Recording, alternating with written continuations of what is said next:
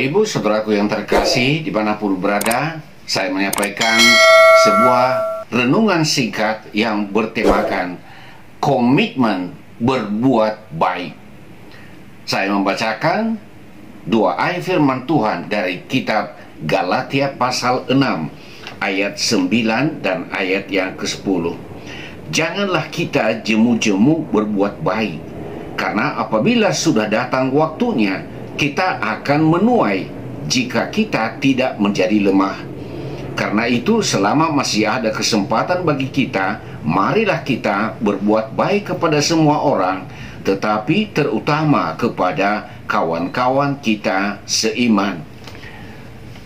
Umumnya, ketika ada pemilihan, katakanlah pemilihan kepala desa atau pimpinan suatu komunitas, termasuk juga pemilihan anggota DPRD di berbagai daerah, orang berlomba-lomba untuk berbuat baik, berlomba-lomba berbagi sesuatu, misalkan sembako dan juga uang, dengan alasan ini nanti transportasi saat pergi ke tempat pemungutan suara. Tapi begitu selesai pemilihan, lomba berbuat baik dan berbagi sudah tidak ada lagi. Apalagi jika seseorang dinyatakan kalah dalam pemilihan. Hal itu terjadi karena berbuat baik disebabkan karena ada kepentingan, ada udang di balik batu, bukan karena komitmen. Komitmen adalah suatu janji hati, dan ini sangat penting sebab ada saatnya manusia menjadi lemah dalam berbuat baik. Hal ini disebabkan beberapa faktor. Pertama, ada rasa bosan, jemu untuk berbuat baik. Masa ia terus-menerus berbuat baik, ya, istirahat dululah. Juga faktor kondisi ekonomi yang merosot, dan ini bisa menjadi alasan ya untuk mengurus diri sendiri dulu, tak usah dulu memikirkan orang lain. Apalagi kalau orang berkata, buat diri sendiri, buat keluarga sendiri, aku masih berkekurangan, kenapa aku harus berbuat baik kepada orang lain?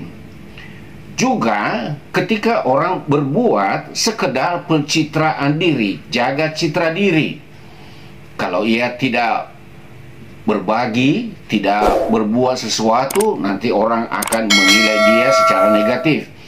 Melakukannya bukan karena komitmen, tapi karena pencitraan diri, jaga harga diri.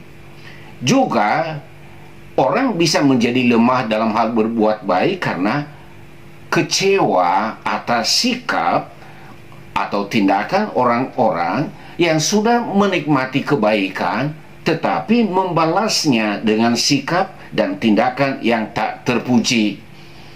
Ibarat air susu dibalas dengan air tuba. Kalau ada komitmen, faktor-faktor ini tidak menjadi penghalang bagi seseorang untuk berbuat baik. Alasan yang kedua, mengapa komitmen itu penting, yaitu ada tanggung jawab bagi kita untuk berbuat baik. Dalam perspektif iman Kristen, tanggung jawab itu adalah tanggung jawab meneladani Kristus. Kristus telah memberikan dirinya sebagai teladan, dan agar orang yang percaya kepadanya melakukan hal yang demikian juga. Sama seperti ketika Yesus membasuh kaki murid-muridnya. Dan disebutkan juga dalam Kisah Para Rasul pasal 10 ayat 38, Yesus berkeliling memberitakan firman Tuhan sambil berbuat baik. Ia tetap berbuat baik sekalipun ia ditolak, dihina dan difitnah. Karena bagi Yesus berbuat baik adalah suatu komitmen, bukan pilihan.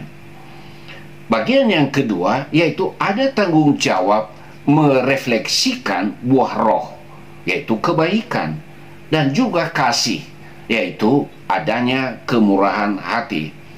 Yang ketiga, adanya tanggung jawab menabur agar menuai.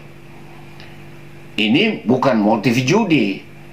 Aku mau menabur 1 juta, tetapi aku berharap mendapatkan 50 juta. Bukan demikian.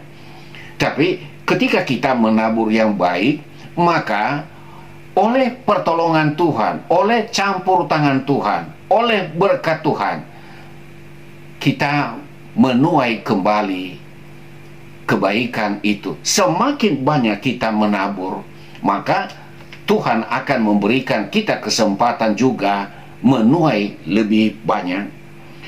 Yang keempat, bahwa ada tanggung jawab mengisi waktu selama masih ada kesempatan. Nafas hidup ini adalah anugerah Tuhan.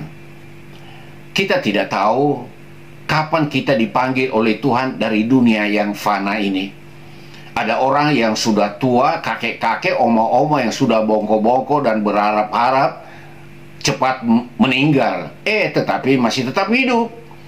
Tetapi ada orang yang masih remaja, muda, segar, bugar, tahu-taunya kita mendengar sudah mati karena sesuatu hal. Ini suatu misteri. Jadi ketika Tuhan masih memberikan kita nafas hidup, inilah kesempatan yang harus kita isi dengan hal-hal yang positif, termasuk berbuat baik bagi sesama.